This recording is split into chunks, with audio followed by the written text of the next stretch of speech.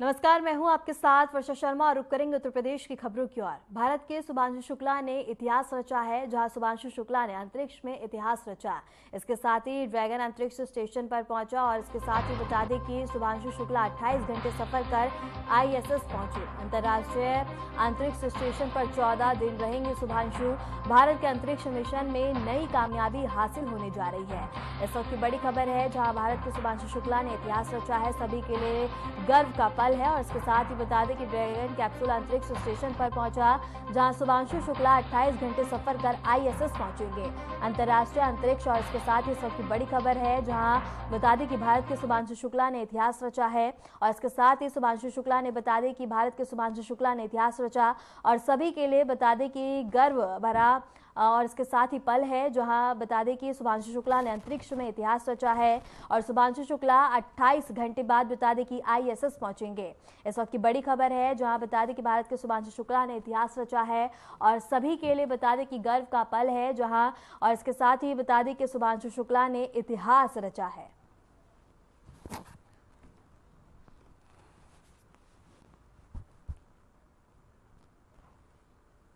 इसके साथ ही बता दें कि भारत के शुभांशु शुक्ला ने अंतरिक्ष में इतिहास रचा है और इसके साथ ही बता दें कि सभी के लिए गर्व का पल है।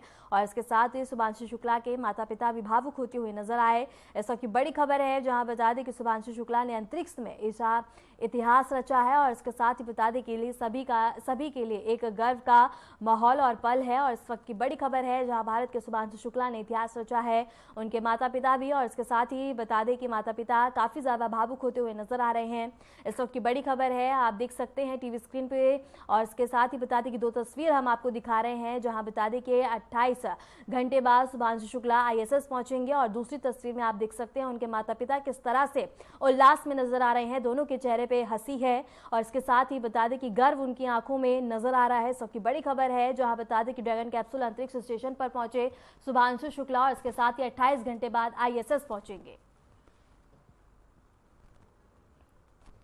गाजियाबाद में सेंट्रल इलेक्ट्रॉनिक्स लिमिटेड का स्वर्ण जयंती समारोह एवं डाटा सेंटर का शिलान्यास कार्यक्रम आयोजित किया गया। इस कार्यक्रम में CM योगी आदित्यनाथ ने शिरकत की। वहीं मौके पर CM योगी आदित्यनाथ ने कार्यक्रम में कहा कि प्रधानमंत्री मोदी ने सभी भारतीयों को 2047 का लक्ष्य दिया है कि जब भारत आजादी का शताब्दी वर्ष मना रहा होगा, तब हम कैसा भारत चाहते हैं, भारत कैसा होगा। और इसके साथ ही बता दें कि भारत लाचार भारत ना हो, भारत दुनिया के सामने बता दें कि अभाग्रस्त ना हो और भारत आत्मनिर्भर हो, विकसित भारत हो। और विकसित भारत का रास्ता इस प्रकार के संस्थानों से होकर जाता है। 1974 में स्थापना के बाद रिन्यूएबल एनर्जी के लिए यहां पे फोटो सेल की स्थापना करनी है। देश के अंदर पहला काम इस संस्था ने इस दिशा में कदम उठाते हुए किया था और आज देश का पहला ऐसा डाटा सेंटर यहां पे स्थापित हो रहा है, जिसके पास अभी तक भारत में जिसके पास इस प्रकार की कोई टेक्नोलॉजी नहीं और जिस प्रकार के एक बड़े लक्ष्य को ध्यान में रख करके आज हम आगे बढ़ रहे हैं। मेरा मानना है कि यह एक शानदार यात्रा को प्रदर्शित करता है और नए भारत की इस यात्रा को प्रदर्शित करता है, जिसने प्रधानमंत्री मोदी जी के विजन को प्रभावी ढंग से अपने जीवन का हिस्सा माना है और उन संकल्पों के साथ जुड़ करके हमें विकसित भारत के सपने को साकार करना है।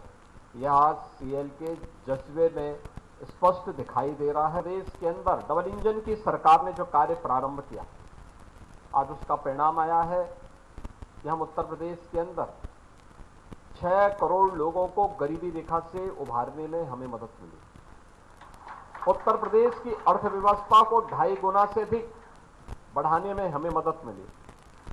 पर कैपिटा इनकम को हमें उत्तर प्रदेश के अंदर 2.5 गुना से अधिक बढ़ाने में मदद मिली और उत्तर प्रदेश के अंदर एक बेहतरीन इंफ्रास्ट्रक्चर को, रोड इंफ्रास्ट्रक्चर का हो,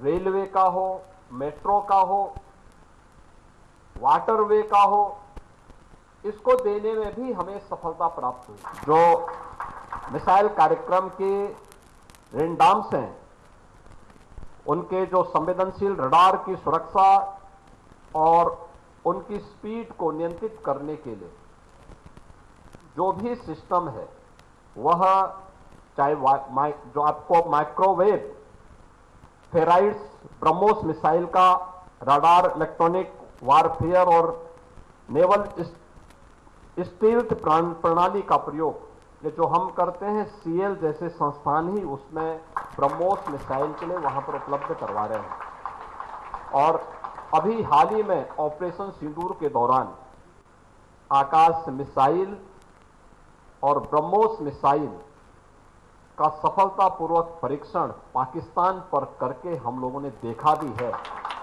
मुझे लगता है ये दोनों मिसाइल, जिसके बारे में हम कह सकते हैं कि पाकिस्तान में टेस्टेड हैं और दुनिया के लिए ट्रस्टेड बन चुके हैं, ये हमारी उस स्ट्रेंथ को बताता है जो देश की रक्षा आवश्यकताओं की पूर्ति करने में एक बड़ी भूमिका का निर्वहन कर रहा है।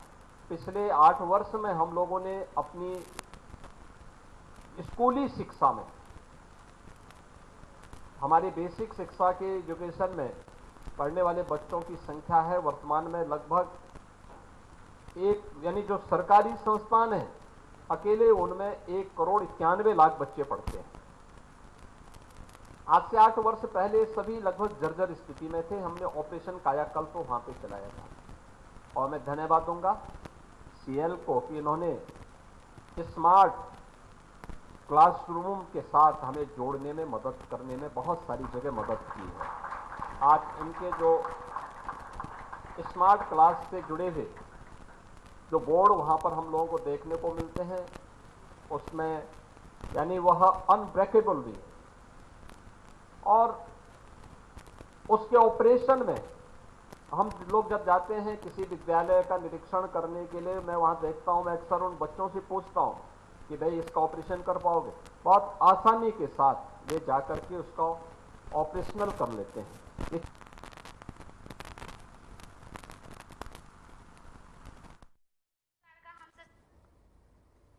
मुख्यमंत्री योगी आदित्यनाथ ने गाजियाबाद में बता दें कि डाटा सेंटर का शिलान्यास किया। उन्होंने कहा कि यह डाटा सेंटर बैंक लॉकर की तरह काम करेगा, जिसमें कंपनियों और संस्थानों का महत्वपूर्ण डाटा सुरक्षित रखा जाएगा।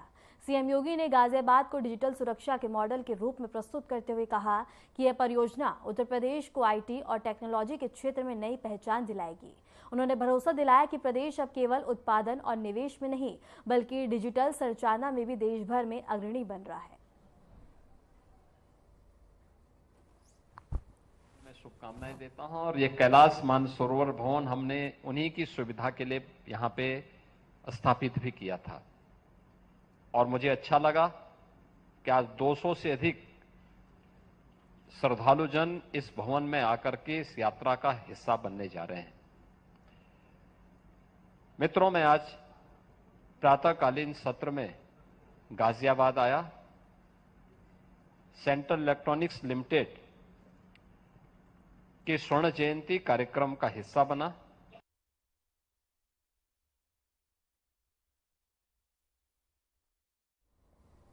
उत्तर प्रदेश के जल शक्ति मंत्री स्वतंत्र देव सिंह 3 दिवसीय बुंदेलखंड दौरे पर हैं। दौरे के दूसरे दिन वे झांसी पहुंचे, जहां उन्होंने ग्राम किलचवारा खुर्द में जल जीवन मिशन के तहत चल रही परियोजना का निरीक्षण किया। मंत्री ने ग्रामवासियों से सीधा संवाद कर योजनाओं को जमीनी हकीकत और फीडबैक जाना। इसके बाद उन्होंने बता दें कि बुजुर्ग और चल रही हर घर जल परियोजना का भी निरीक्षण किया। जल शक्ति मंत्री ने स्पष्ट संदेश दिया है कि यह दौरा सिर्फ औपचारिकता नहीं, बल्कि लापरवाही और भ्रष्टाचार पर सख्त कार्रवाई का संकेत है। 27 जून को उरई में वे प्रमुख सचिवों के साथ परियोजना समीक्षा बैठक करेंगे। साथ ही कुछ चिन्हित क्षेत्रों में टंकियों और पाइपलाइन व्यवस्था का भी स्थलीय निरीक्षण होगा।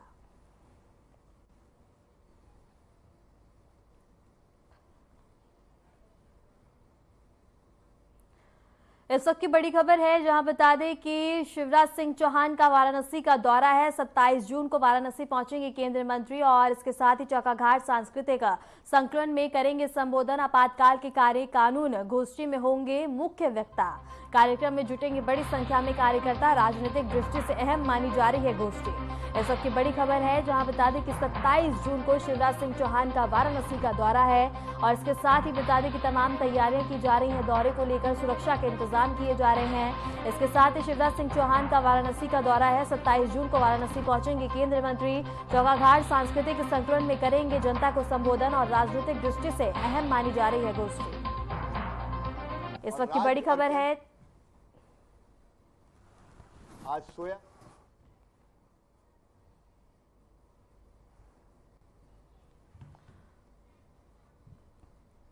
लखनऊ में आम आदमी पार्टी के सांसद संजय सिंह ने बीजेपी सरकार पर जोरदार हमला बोला। उन्होंने आरोप लगाया कि प्रदेश सरकार 27,000 से अधिक सरकारी स्कूलों को बता दें कि मजर और विलय के नाम पर बंद करने जा रही है, जबकि इसी दौरान बता दें कि 2024 में 27,000 से ज्यादा मर्दयालय खोले गए हैं।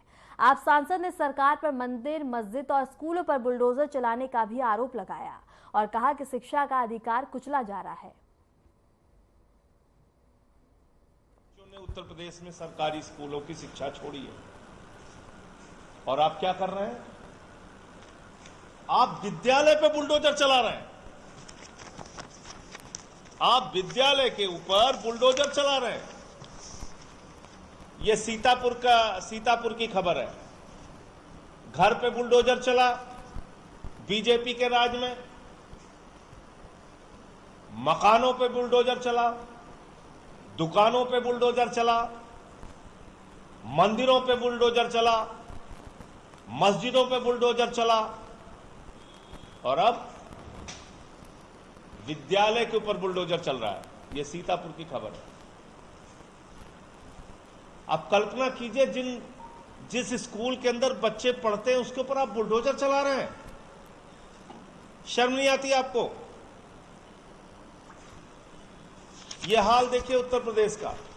5,695 स्कूल ऐसे हैं जहां पे मात्र एक शिक्षक 5,695 स्कूलों के अंदर सिर्फ एक शिक्षक है। एक शिक्षक के भरोसे वो स्कूल चल रहा है। शिक्षा के दुर्दशा की हालत क्या है उत्तर प्रदेश में, इसका अंदाजा आप इस बात से लगा सकते हैं। ये अकेले आंकड़ा है अलीगढ़ का। 58,000 बच्चों ने सरकारी स्कूल, एक जिले का आंकड़ा है, 58,000 बच्चों ने सरकारी स्कूल की शिक्षा छोड़ी। उत्तर प्रदेश की योगी सरकार 27,000 सरकारी स्कूलों को बंद करने जा रही है, जिसके मैं प्रमाण भी आपके सामने रखूंगा कि किस तरीके से वो आने वाले दिनों में सरकारी स्कूलों को बंद करने का अभियान चलाने वाले हैं। और एक बहुत ही शानदार शब्द उन्होंने इसके लिए निकाला है, मर्जर, विलय। यानी कि वो विद्यालय किसी दूसरे विद्यालय में विलय कर दिया जाएगा और विद्यालय खत्म कर दिया जाएगा। ये कहने के बजाय कि सरकारी स्कूल बंद कर रहे हैं, उन्होंने एक शब्द निकाला है, मर्जर। तो मैं उत्तर प्रदेश की जनता से और पत्रकार बंधुओं से ये कहना चाहता हूं कि कृपा करके मर्जर लिखना बंद कीजिए। ये विद्यालय को खत्म करना है, सरकारी स्कूल को बंद करना है। ये मर्जर शब्दों में खाली कहा जा रहा है। अब मैं आपको बताता हूं कि उत्तर प्रदेश में 2024 में कितने मदिरालय खोले गए। उत्तर प्रदेश की सियासत में अब आरक्षण दिवस यानी कि 26 जुलाई को नया राजनीतिक रंग देने की तैयारी है। समाजवादी पार्टी ने इस दिन को संविधान मान स्तंभ स्थापना दिवस के रूप में मनाने का ऐलान किया है। पार्टी अध्यक्ष अखिलेश यादव ने इस मौके पर भारतीय जनता पार्टी पर सीधा हमला बोला है। क्या कुछ कहा, आइए आपको सुनवाते हैं।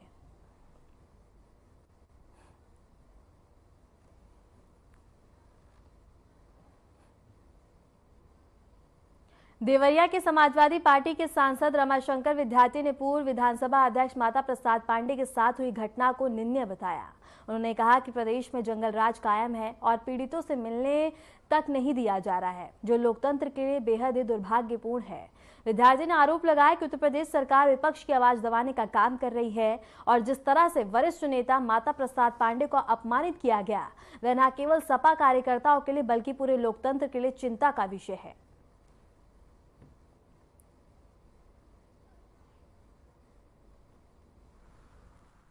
देखिए, माता प्रसाद पांडे जी नेता विरोधी दल है उत्तर प्रदेश सरकार के, उनको कैबिनेट मंत्री का दर्जा मिला हुआ है।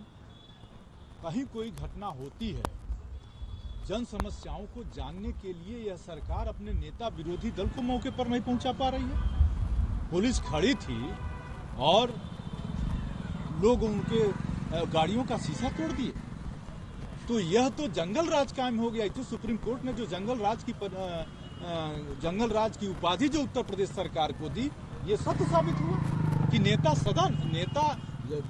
सदन और नेता प्रतिपक्ष, ये दो पद संवैधानिक पद हैं और संवैधानिक पद पर रहने वाला नेता प्रतिपक्ष अगर किसी घटना को देखने जाना चाहता है, वो कोई निर्णय नहीं कर सकता। लेकिन अब तो पीड़ितों की बात सुनने जाने वाले नेताओं पर फिर प्रतिबंध लगाया जा रहा है। उनको नहीं पहुंचाने की जिम्मेवारी किसकी थी? वो गवर्नमेंट की जिम्मेवारी थी।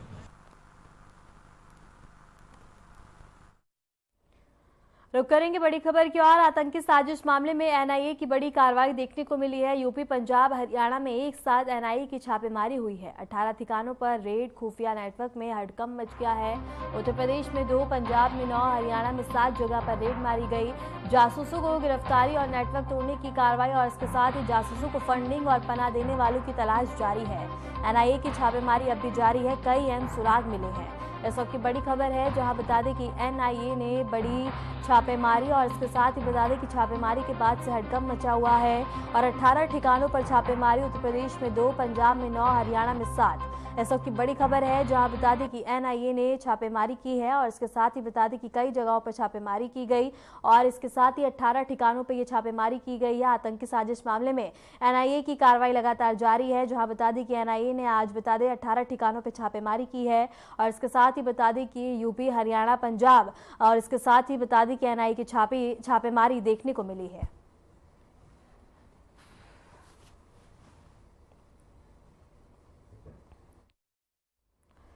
प्रयागराज से इस वक्त की बड़ी खबर है, जहां यूपी बोर्ड मान्यता आवेदन की तिथि बढ़ी है। विद्यालयों के लिए मान्यता आवेदन की अंतिम तिथि बढ़ गई है और इसके साथ ही अब 30 जून तक निकाले जाएंगे ऑनलाइन आवेदन और इसके साथ ही विलंब शुल्क के साथ कर सकते हैं आवेदन।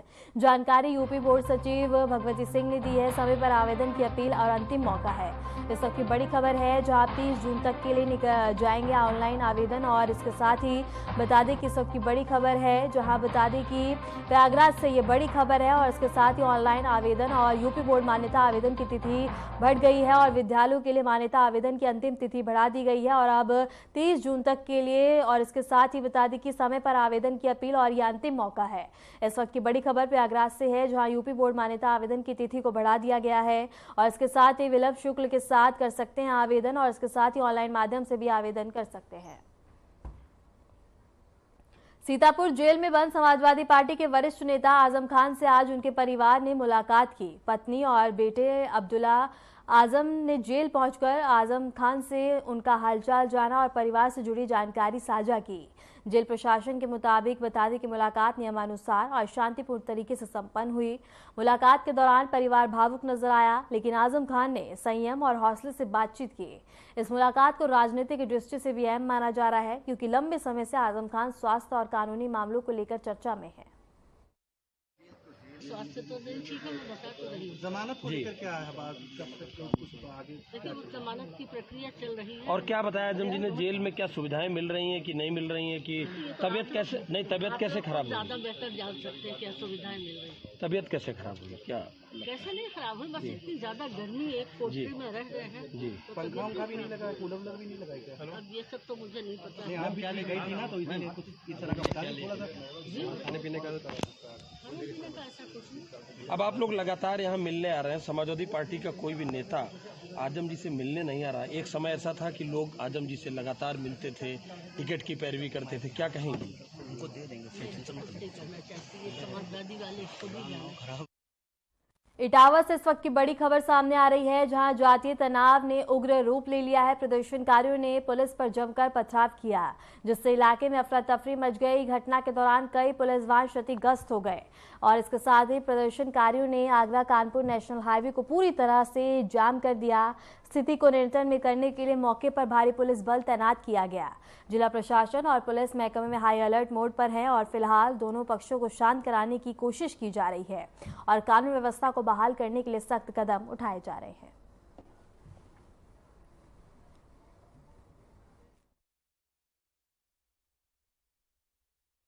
गांव के निकट कुछ लोगों द्वारा उपद्रव करने की कोशिश की गई थी। इस संदर्भ में कुछ लोगों को हिरासत में लिया गया है। कठोर कार्रवाई सुनिश्चित की जाएगी। मौके पर शांति व्यवस्था कायम है, कहीं भी उपद्रव नहीं है और जिन्होंने यह कृत्य करने की कोशिश की है, विधि के अनुसार कठोर कार्रवाई प्रस्तुत की जाएगी।